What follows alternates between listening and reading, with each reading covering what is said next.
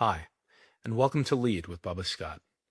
Before we begin today's episode, I want to let you know that this conversation is different from what we typically cover on the show. Today's discussion deals with loss, grief, aviation mishaps, and the long road of healing that follows. This is a heavy topic, but it is also a conversation about love, resilience, service, advocacy, and what it means to move forward while still honoring those we have lost. On June 8th, 2022, Swift 11 and MV-22B Osprey crashed in Eastern California as a result of a mechanical failure, which took the lives of 5 United States Marines. Captain Nicholas P. Lasapio, Captain John J. Sax, Corporal Nathan E. Carlson, Corporal Seth D. Rasmussen, and Lance Corporal Evan A. Strickland. In their tragic passing, the lives of their families, friends, squadron, the first responders on the scene, fellow aviators, and the entire V-22 community were changed forever. Today, I'm joined by Amber Sax, Gold Star widow of the late Captain John Sax and the founder of the Capt Sax Foundation. In this conversation, we talk about John as a husband, father, Marine, and pilot. And we also talk about Amber's journey through grief, healing, and building a path forward after unimaginable loss. Amber is an incredible example of strength and resilience, and as much as we can learn from her about navigating tragedy, we can learn just as much about leadership in crisis. We talk about the ripple effects of an aviation mishap, the importance of giving people permission to heal, and the idea that moving forward does not mean forgetting. Amber shares what it means to release guilt without releasing love, to honor those we have lost by living fully, and to turn grief into service through the Capt Sax Foundation. This is a deeply meaningful conversation, and I'm incredibly grateful to Amber and her strength in sharing John's story, her story, and a message that far too many people need to hear. Let's get into it.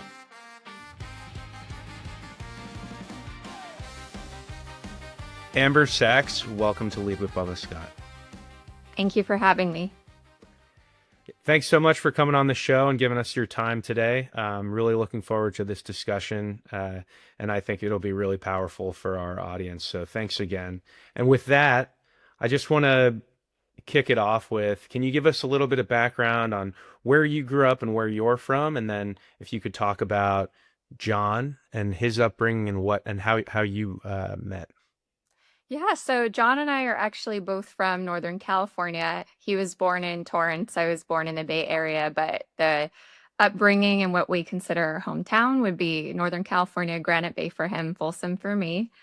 So we went to neighboring cities for high school. Our paths actually kept crossing or almost crossing several times throughout the years before we actually met, which was when John came home from school for a winter break from Embry-Riddle.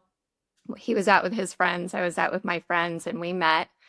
And then from there, fast forward a year or so later, a friend of his gave me his phone number. We were going to go to a concert together. John and I both loved electronic music, so we were going to go to EDC with a group of friends. And so he and I exchanged phone numbers and started texting. We both ended up not actually going to the concert, which is fine because we ended up connecting again just a couple short months later. And he gave me his number again. And I said, "Oh, you're already in my phone.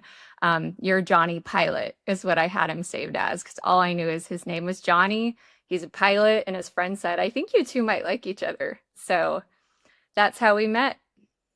Wow, that's amazing. And it's amazing how dedicated he was to the craft of aviation, and how that was even in your first interaction, something that you talked about. So Embry-Riddle, obviously probably the premier institution for studying aerodynamics and aviation. So I'd be very interested. Could you tell us about his path from flying there to becoming a Marine pilot?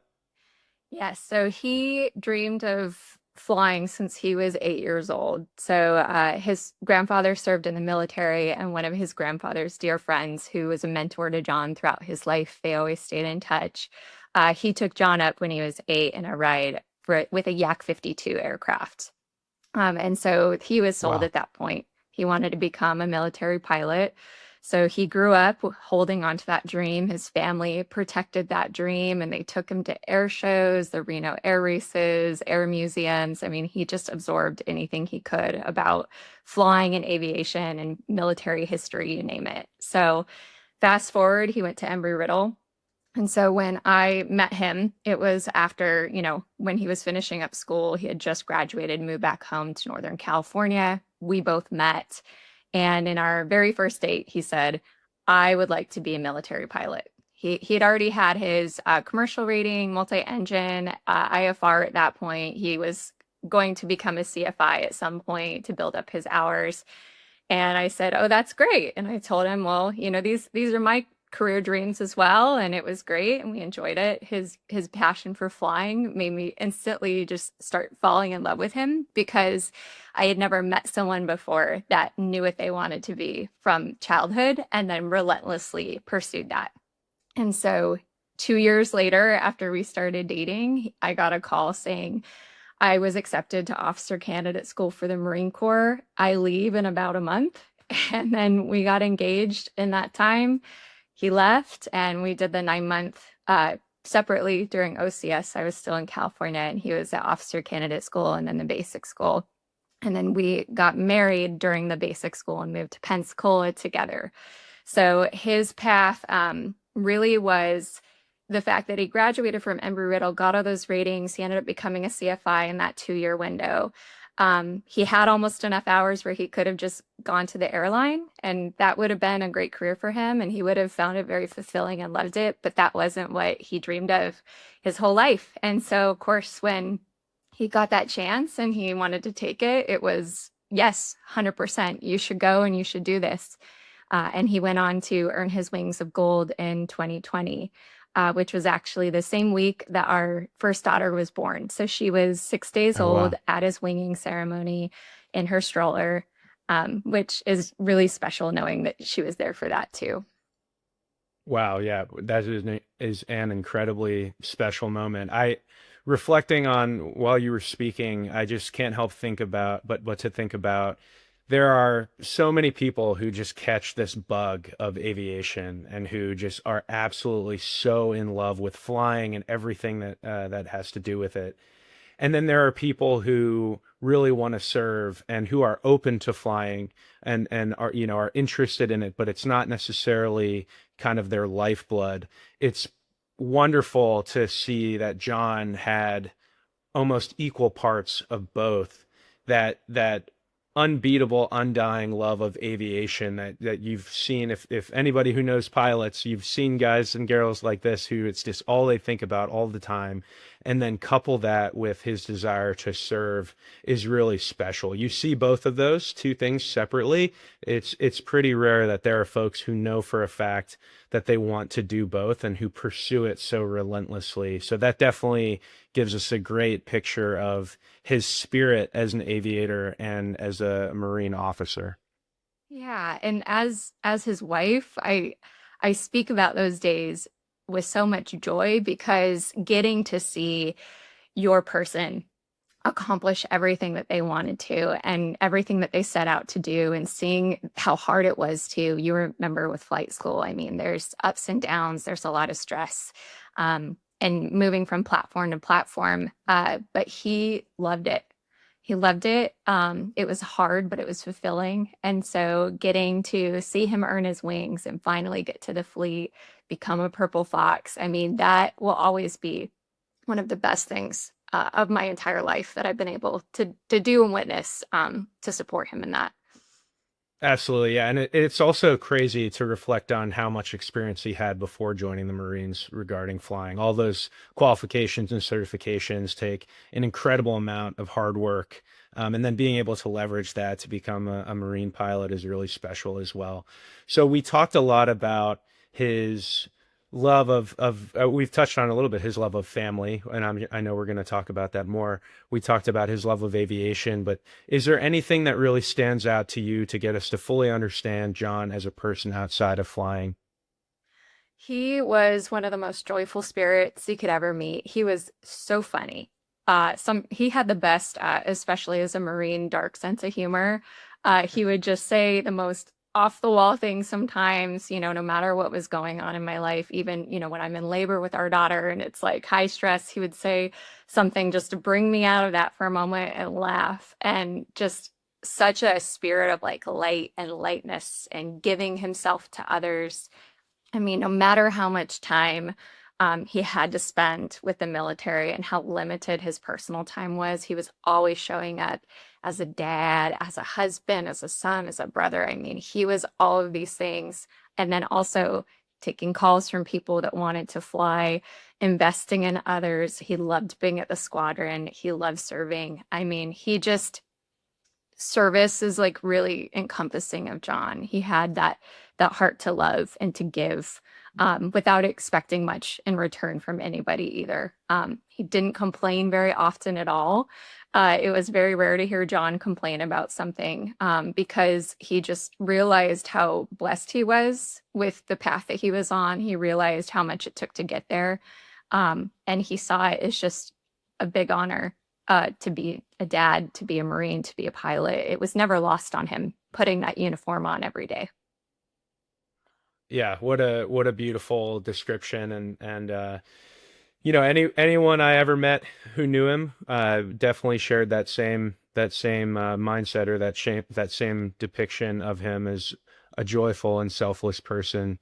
And so yeah, thank you so much for sharing that with our audience as well. And so, reflecting on a lot of what we've talked about in the past, there was something that really stood out to me. So transitioning, we've gotten to know John a little bit through your words, so thank you for that. And I want to talk a little bit about the experience of Swift 1-1. So there's something that you said that stood out to me, which was describing life as being split, as before the Swift 1-1 mishap and after. Can you describe a little bit what you mean by that?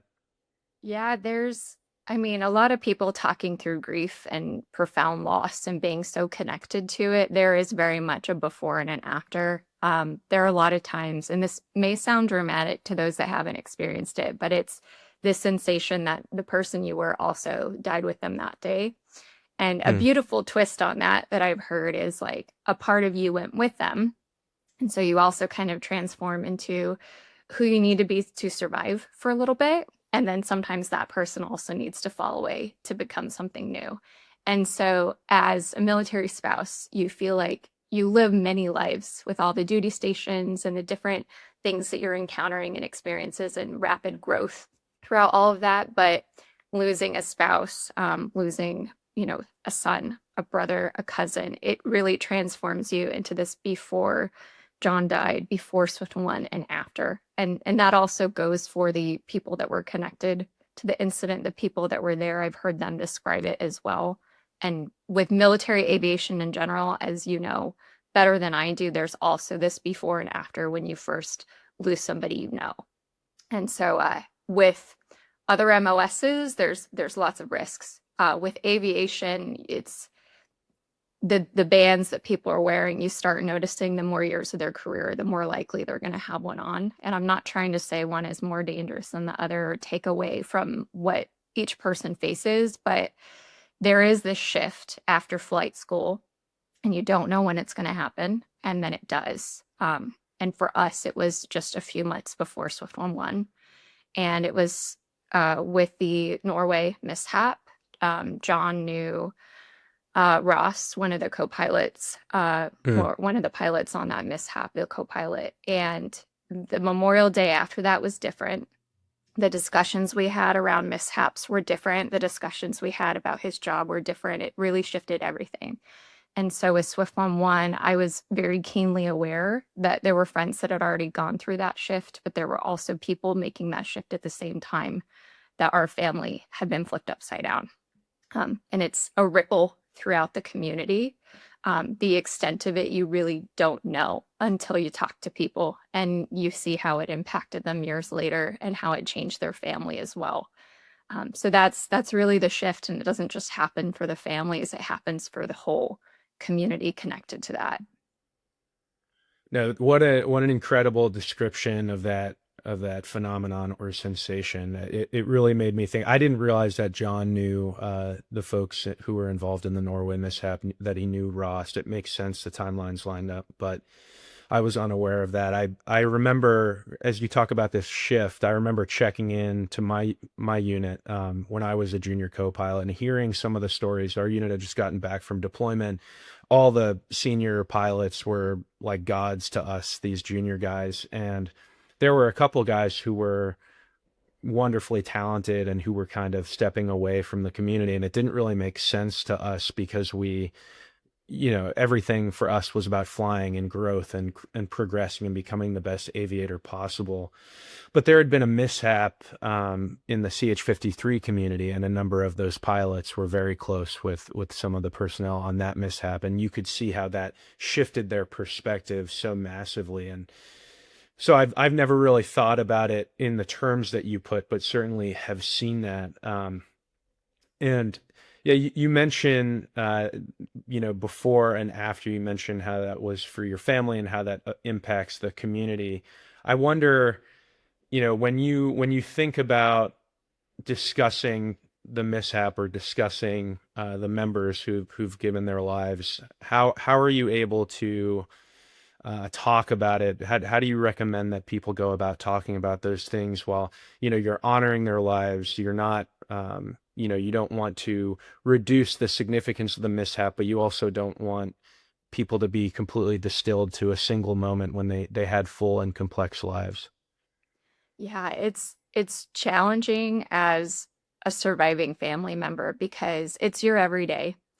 And I struggled sometimes with, I don't want to keep bringing the people that love John and that were impacted by this back to that moment with me.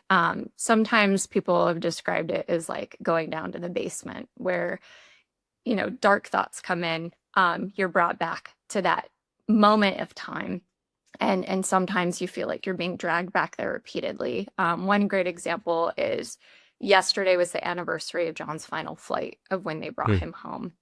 And so as much as I kept telling myself throughout the day, I'm going to be okay. I'm going to be okay. I got to be a mom. I got other things to do. It's still throughout the day, my mind kept going back. And so that's a challenge for me. And I know that it can be a challenge for other people. When I'm telling John's story and I'm remembering days like that, sometimes I don't mention them to people I'm talking to, like, hey, by the way, this was 4 years ago today.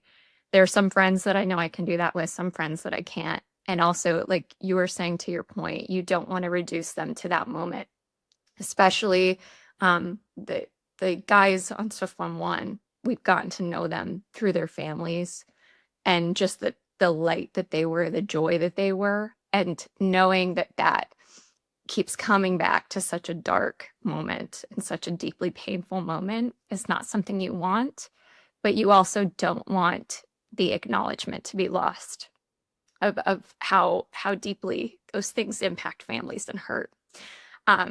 So yeah, it's a balance of also sharing their story, but not in a way where people are constantly reminded in their own lives, when they're looking at their children or when their spouses are flying. You don't want to be that reminder for them. And you also don't want them to look at their kids and take away from that moment of John doesn't get to see his kids grow up and I get to be here. You don't want them to feel that. And so there is a balance and a need to show that it's okay to not be okay. It's okay to be okay. It's okay to move forward. It's okay to not always break down. And there's a lot of healing to be found with that. And it's okay to tell the story of their joy and who they were and who they continue to be. But there is a balance that can be very difficult to figure out. And I overthink it, I think. So that's definitely a big thing.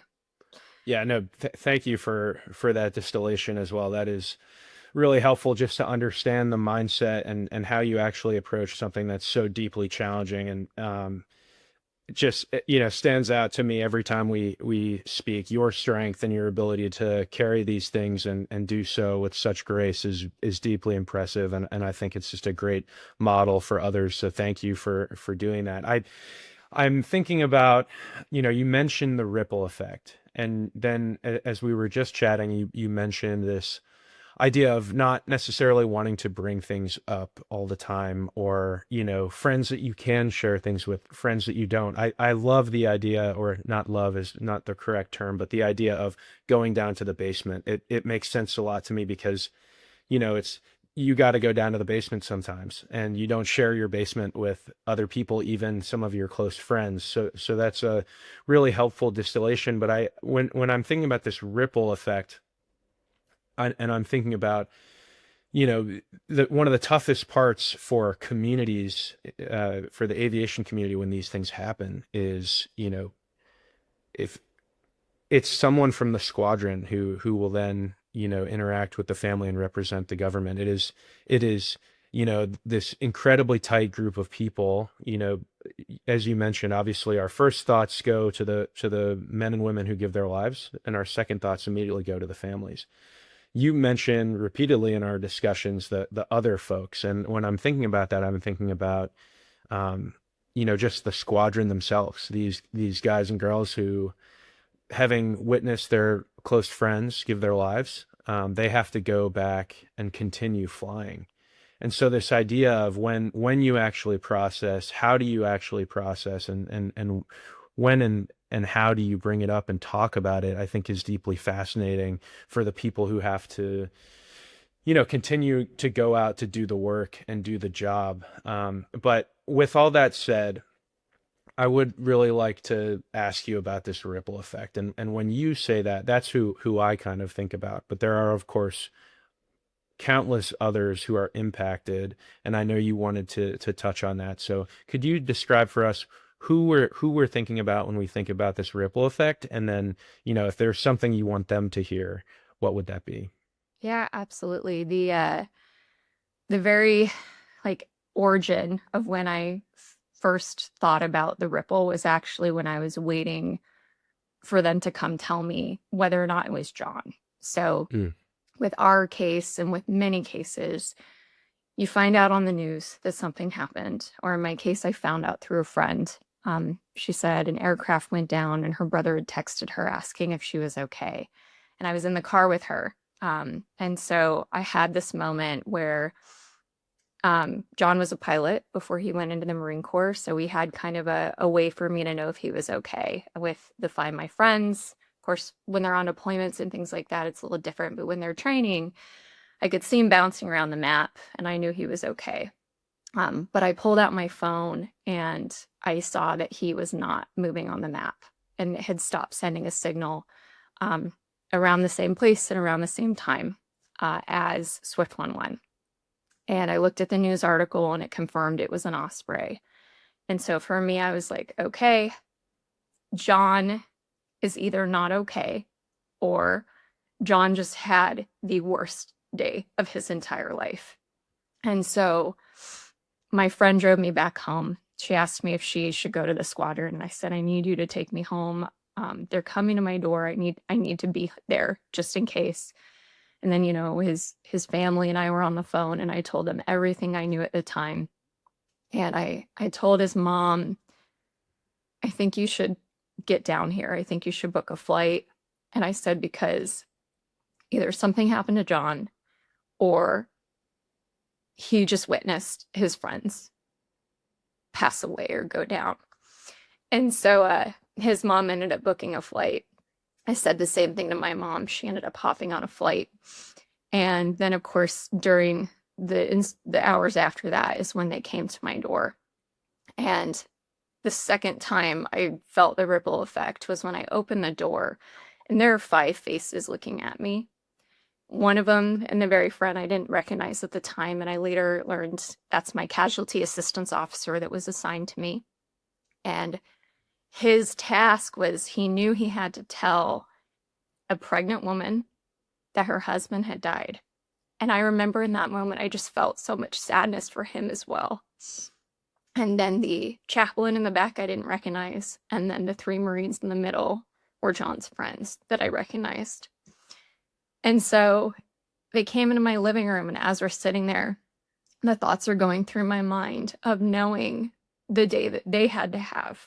I knew one of them had been the duty officer. So I knew he had answered the phone.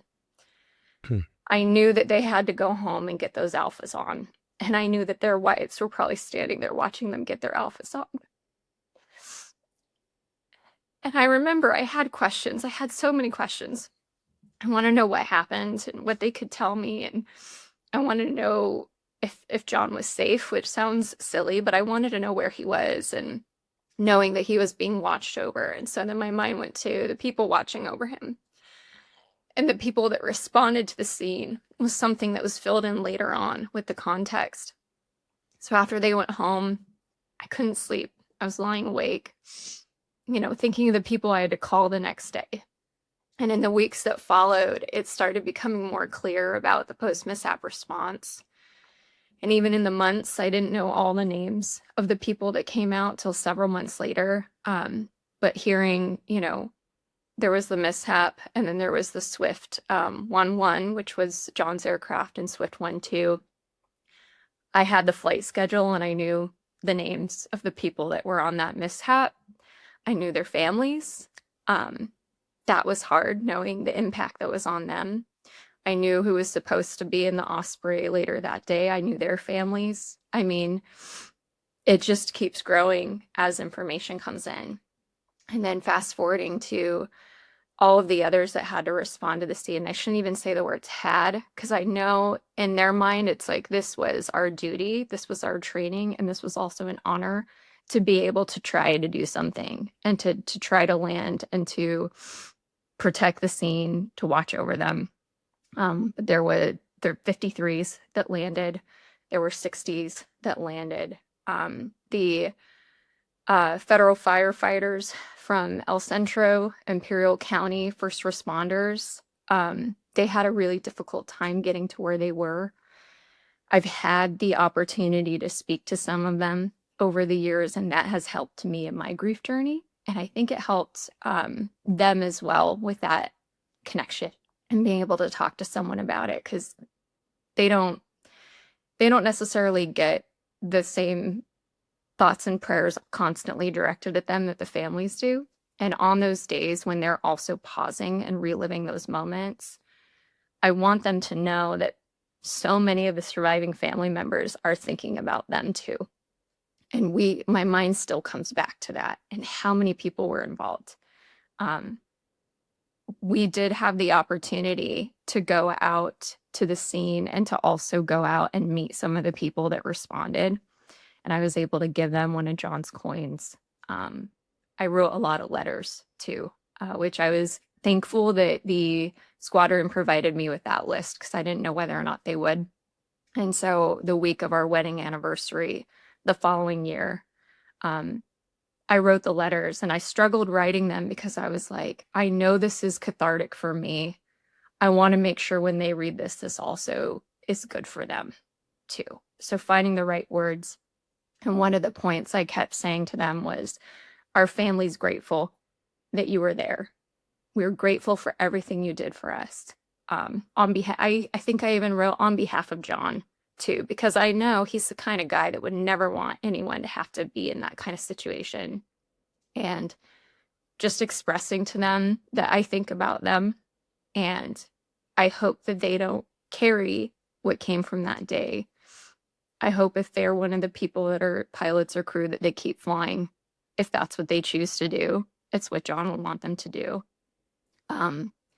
Like I said, there was a struggle of knowing how to reach those people and get that message out there to them. But whether or not I ever get to meet them, I want them to know that we all think about them, all of the families from Swift 1-1. It's a common thing that we all think about them. Yeah, that is a remarkable journey that you just took us on. I think it's truly remarkable that among the first thoughts that you had were the empathy for the the Marines who came to your door, and then immediately thinking about all those people when, of course, you and your family were experiencing such a tragic loss. I I think it's incredibly powerful that you had those conversations or wrote those letters, and I think you're absolutely spot on that these aviators, both the crew chiefs, the Marines, the firefighters, all these people, it is their duty. And I think sometimes when we go to do these things, we don't understand the degree to which they impact us.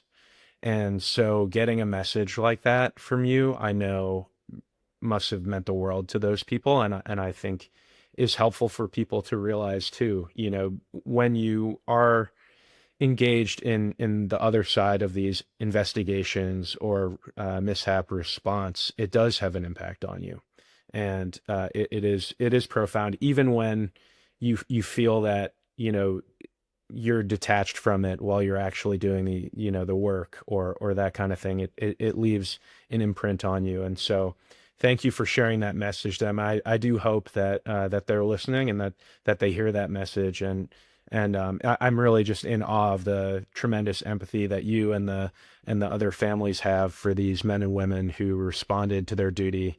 But that really stands out as a beautiful thing. So thank you for that. I know we mentioned the concept of it's okay to be okay. I think something that is really hard for folks who either have experienced loss or those who have not to understand is the concept of moving on or not moving on. And I think I would be very interested in your thoughts on what it means to move on, because I think that that's a very loaded term. My first inclination is that we never truly move on, but that we also need to continue living. And so with that in mind and with that reflection of mine, I'd be very interested in your thoughts on that idea. The idea of moving on, yeah, it's those words even are difficult. I think moving forward is Mm. the term that someone first said to me. They said that you don't move forward, and this has been said many times. I can't remember who said it to me first, but whoever did, this stuck with me. It's moving forward with them alongside you. And so in a lot of ways, it's not like I pack away those memories in my mind and I stop surrounding myself with reminders. It's not like I'm shutting myself out to that. It's quite the opposite. It's a desire to incorporate John into my life, into everything I'm doing, into my parenting, my kids, having conversations about him each day and showing them that it's okay to live fully. It's okay to go out there and laugh and have fun and experience. And at first, that feels like a betrayal. I think Mm. not just for the families, but for those that served alongside them, because there's this thought, and I think this guilt that people have of that could have been me. Why was it them? And then I get to continue to fly. I get to continue to, kiss my children goodnight. I get to continue to do all these things. It's not fair they don't. And I don't want anyone to feel that way, because I know I felt that way in the beginning. I had a really hard time being the surviving parent. I had a hard time with milestones with my kids and seeing that I got to experience them and he didn't. And I think that the thought that comes back to is I do not honor him by grieving even in the happy moments. Even though it's you can't help it sometimes, my daughter's singing or blowing out her birthday candles. That moment's hard. But it's up to me to model for my kids, and I think it's up to all of us kind of to find that healing and find that joy again. And knowing John and hearing the stories about everybody in the very large Gold Star family community that I have gotten to know and meet, the common thread is they wouldn't want us to suffer and hurt. Living our lives fully is the best way to honor them. That's a common theme that I'm very grateful to see pop up on a lot of military pages, veteran pages. It's not something that any one person, I think, really developed or came up with, but it's this thought that They don't get to continue to live their life any longer. We have to live for them. And I know that John loves seeing the experiences that I am taking his kids on. He loves seeing the moments of joy that we have. He loves seeing us discover life again. And I know he would want that for everybody else that struggles with those feelings. So it's necessary to move forward. You don't want to get stuck, and they also wouldn't want to see you stuck. And so it's the biggest way we can honor them. Yeah, thank you for parsing that out, and that concept, not moving on, but moving forward with them and honoring them through a full life is really deeply powerful. You mentioned the large Gold Star community. I'd be very interested in your interactions with that group and how that began, or, did someone reach out to you? How did that work? Yeah, right after the mishap, I was in shock and I didn't really know who to talk to about everything I was experiencing and feeling.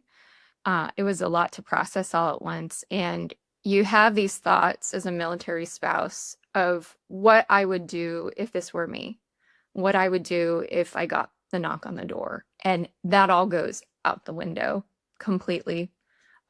You almost go into this like survival part of your brain where nothing makes sense. You feel like you're almost even in a simulation. You're reminding yourself all day that they died. And it's really hard even to have interactions with people that haven't experienced that. There's almost a language you speak and an understanding, an unspoken understanding you have when someone's been touched by grief. And so I was fortunate there were some people in my life that got it, and a lot of people where I thought, I'm so grateful they don't. But it's isolating. And so the former commanding officer of our unit, his wife, because they had been in military aviation for so long, she had a few friends that had lost their spouses. And I was so grateful that she put me in touch with them. And speaking with them in those early days was like oxygen. It was a lifeline. I was grateful they took the time. I almost felt like I didn't belong in that community because it hadn't really registered to me yet that this was our life. Like I said, I had to keep reminding myself all throughout the day. And so talking to them helped, connecting with Gold Star parents, Gold Star siblings, Gold Star relatives, cousins, things like that. It really helps fill out your perspective and realizing that grief is like a fingerprint. It's different for everyone. Every loss is different. There are a lot of commonalities that they understand and that they have felt too, but every experience and the timing to start healing, the timing when it doesn't feel like you're drowning. I mean, those all vary person to person, and there's no right or wrong way to grief or to experience that. But it's the community you never want to be a part of, but once you're in it, there's a safety, a feeling of safety and security and being seen. If I'm ever out and about and I meet a Gold Star family member, instantly, I'm just like, let me get your number. Let's be friends. Let's meet up. Let's talk. They become like a family to you, and it's a powerful thing because the military family, especially Marine aviation, is such a tight-knit community. The Gold Star community is another side of that. It's so unique and special, and it carries you through the most difficult, hardest days. Just from those people being willing to take a call, respond to a text. Yeah, wow. I mean, to think about, the power of shared experience, and then when that experience is so difficult, to be able to lean on a group of people like that, it's really tremendous of the CO's wife to have shared that information with you guys. And yeah, just a testament to the beauty of the whole thing, despite, what a horrible, unfortunate reason to be connected, but thankfully, you're able to provide that mentorship and community. So I know we talked about we've talked about a lot of things thus far, and one thing that really stands out to me is just the strength and the composure with which you've navigated. Although I'm sure there were times when maybe you didn't feel that way, But there's a word that comes to mind when I think about you, and it's resiliency. And so I wonder, is resiliency is kind of a not a buzzword, but it's a fairly common word that people use to describe strength and anyone who has to navigate challenges. When you think about resiliency in your life, and in your experience, what does that really mean to you? I think resilience and in my experience from how I have walked through it go hand in hand with kind of empathy and understanding. There is a level of strength and empathy that comes from suffering, and you don't want anybody to earn it. But you're grateful to carry that because you can use that to impact and help other people. You realize very quickly how little certain things actually matter that used to seem so large. And in other ways, you also realize how precious life is, how little time we have, and knowing where to dedicate your time and attention and invest yourself and where not to. So a lot of it has come from wanting to show up and be that person for someone else, healing so that I can be that person, and also as a mom, healing for my children, and realizing that the way that I view what happened also trickles down to how they view what happened. It's this way that I can talk to them of how blessed we are that this is your daddy in heaven. How blessed we are that he's still walking through life with you. How blessed we are that he's watching over for you. How blessed we are that that got to be your daddy. And my daughter Eleanor carries a lot of pride in who her father is. She likes to watch his videos all the time. She likes to see his picture. She asks questions about him. She brings him up in conversation almost every day. So a lot of the resilience came out of necessity of knowing that I had to set that tone for them.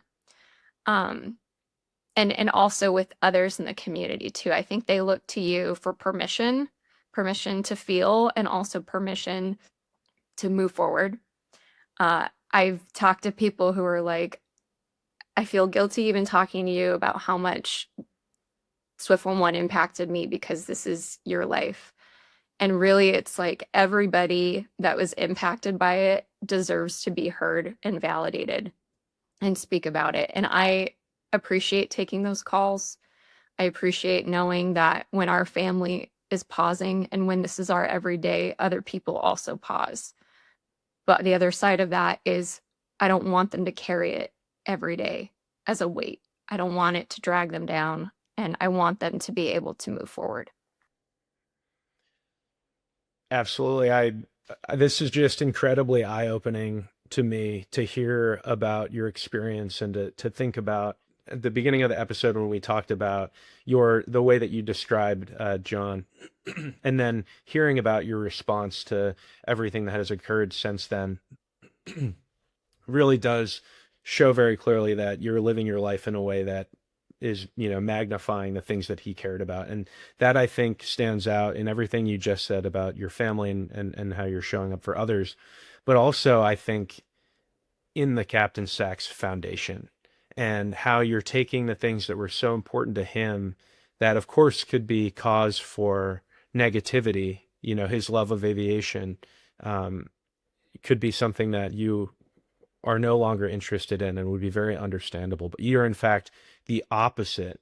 And you've created a foundation that is creating incredible opportunities for, I want to say young people, but realistically, it seems like it's for anyone interested in the aviation community. So I would love to hear the founding idea. How did you come up with the idea, and how did you make this choice to, honor your husband through this foundation?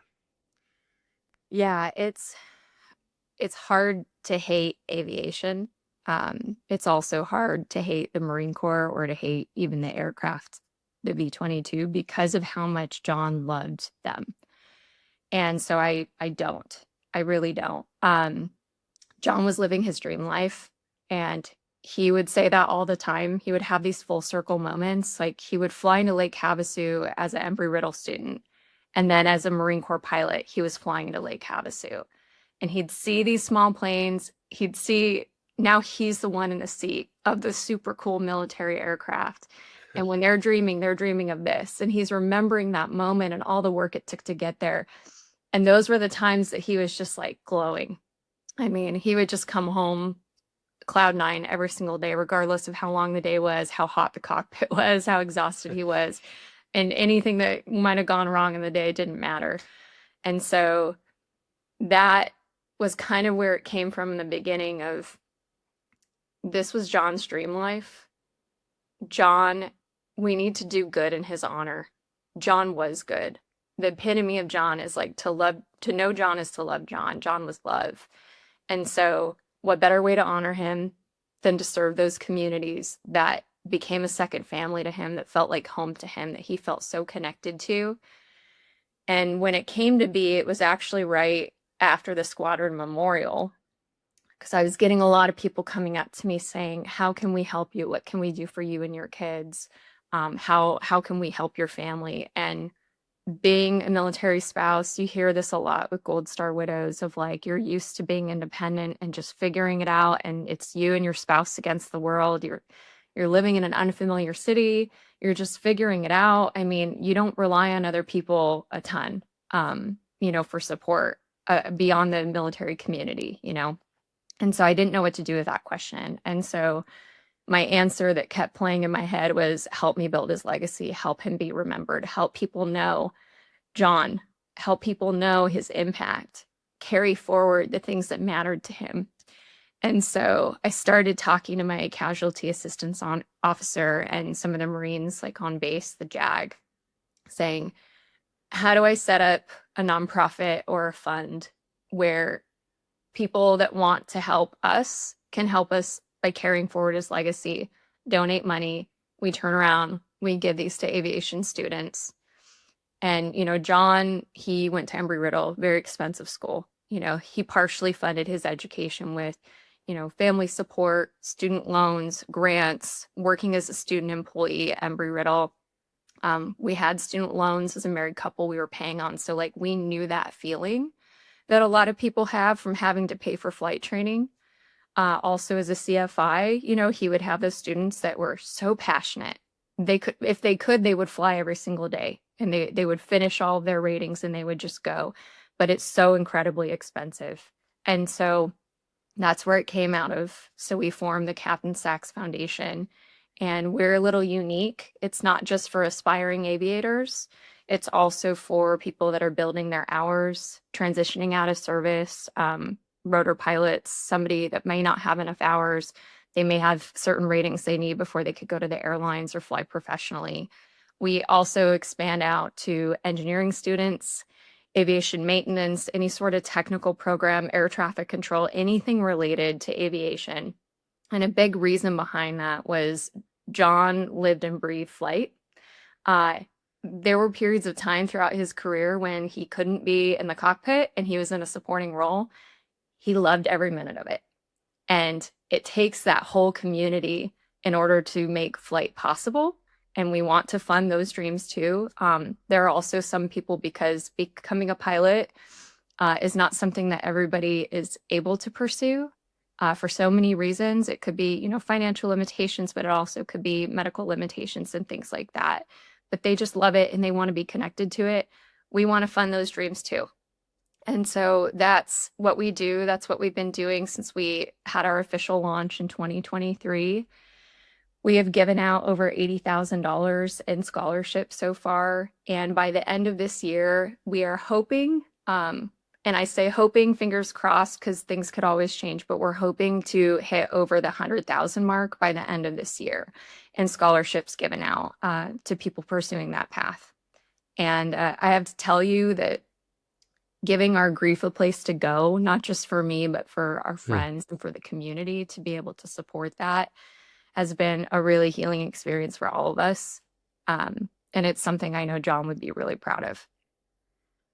That is So incredible. The Captain Sax Foundation is so awesome, and from the aviation side, just like the pure love of aviation, to the fact that it's helping folks who are transitioning out of the service. And I think a lot about how, as a Marine pilot, you're always thinking about the Marines. And like, as much as you love flying, and as much as John clearly like had this deep love of flying, he was a good Marine officer, and so he was, I'm sure, always thinking about his maintainers and the team that makes it all happen. So to be able to capture that in this foundation is so special. And I'm just deeply impressed by how it truly does seem to embody his spirit. And not to mention, I just really admire the philanthropic aspect of it, and taking away some of the barriers, because it is, I think everybody listening to this will already know this, but the barrier to becoming a professional pilot is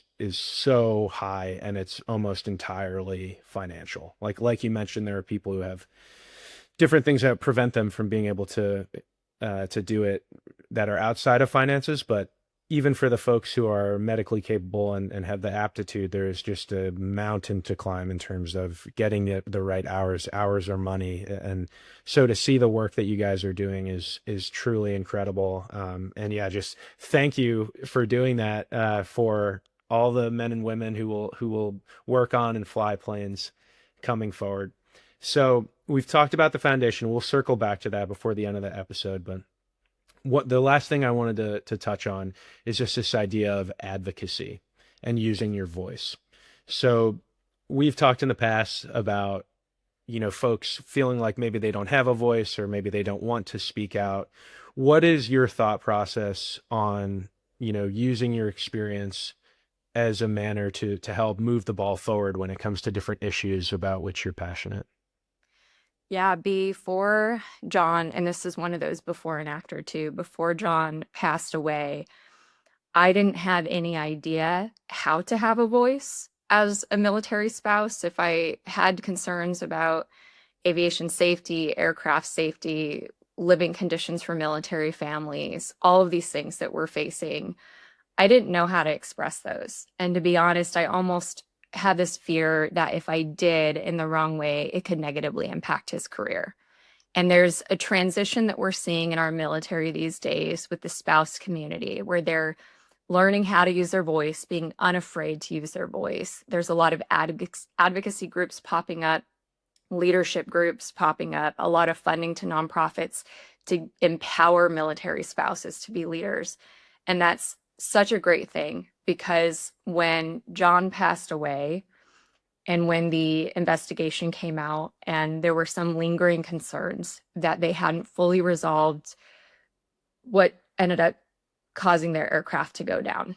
And that was where the advocacy for the V-22 community was really born from, was this hasn't been fully fixed and people aren't talking about it enough.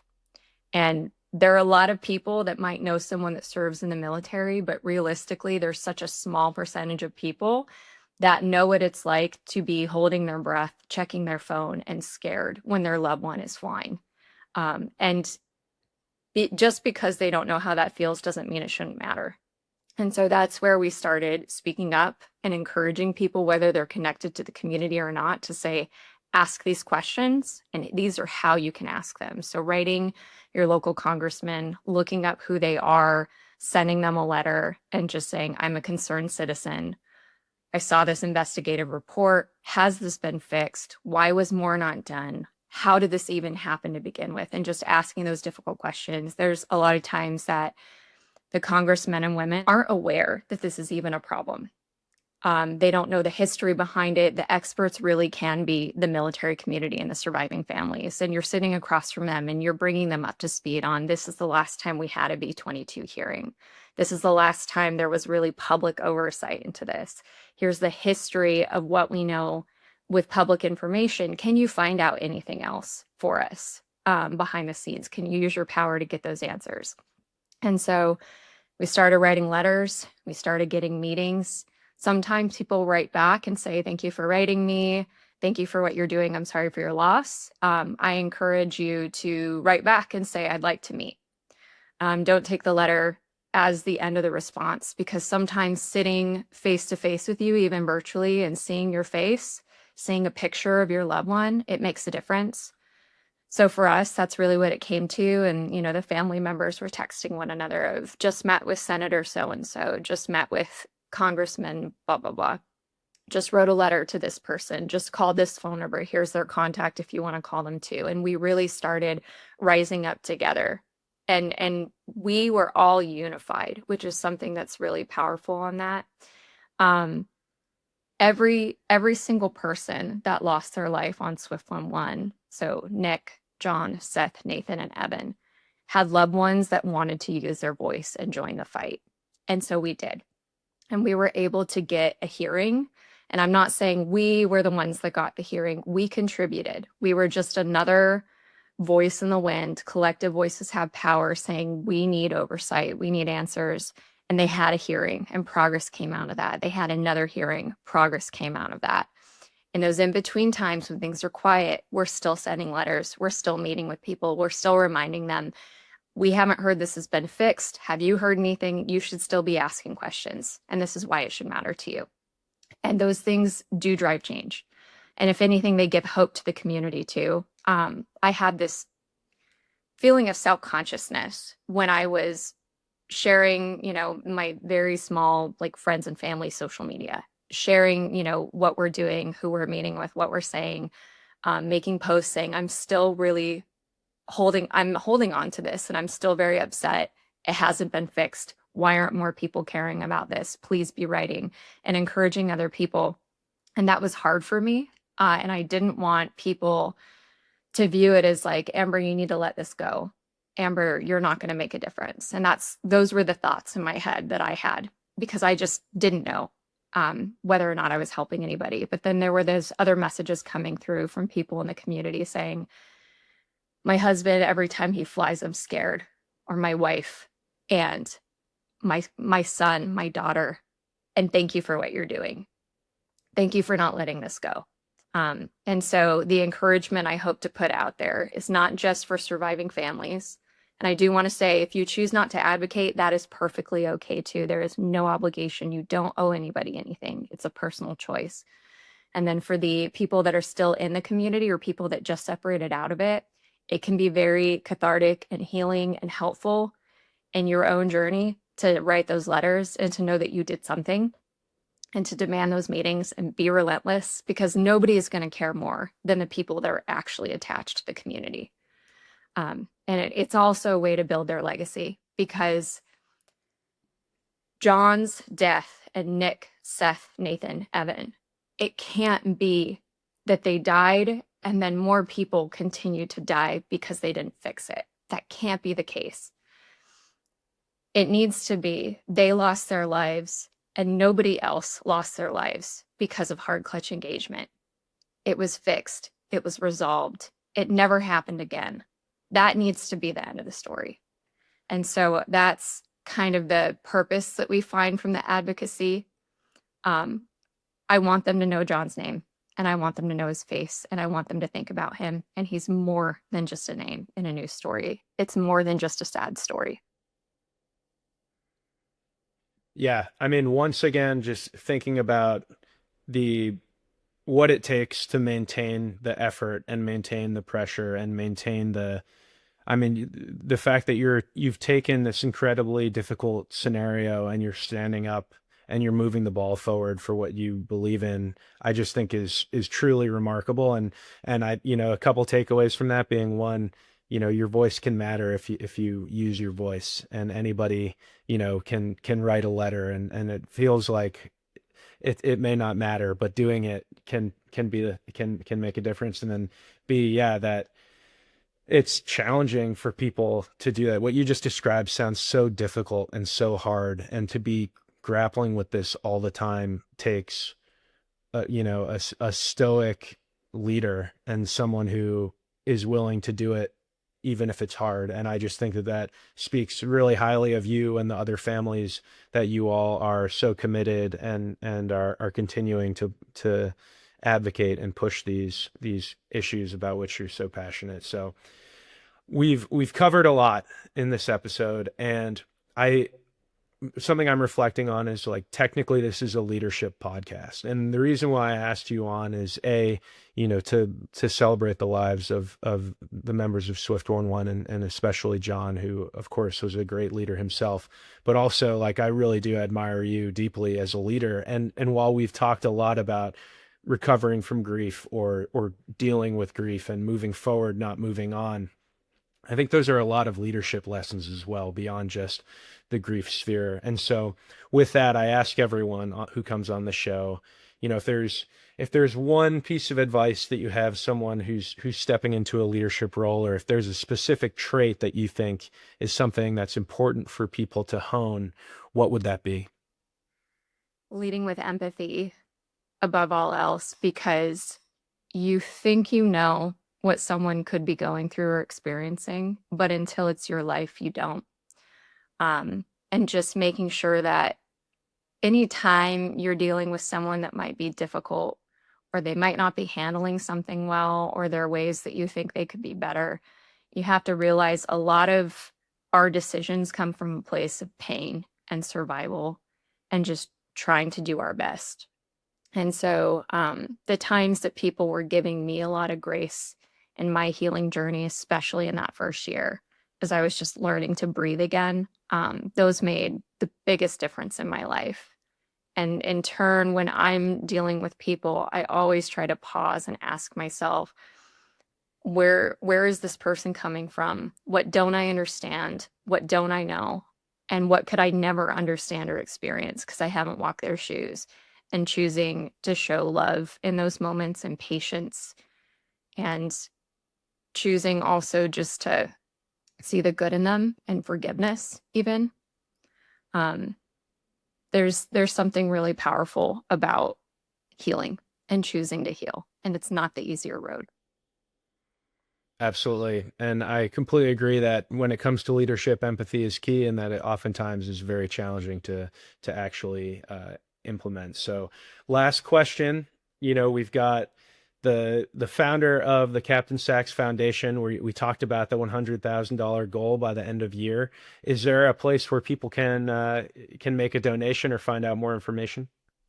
Yes, yeah, captsaxfoundation.org. So CAPTSAX, like saxophone, foundation.org. They can go there to read about John's story, our scholarship program, our FAQ page. They can make a donation if they feel so led.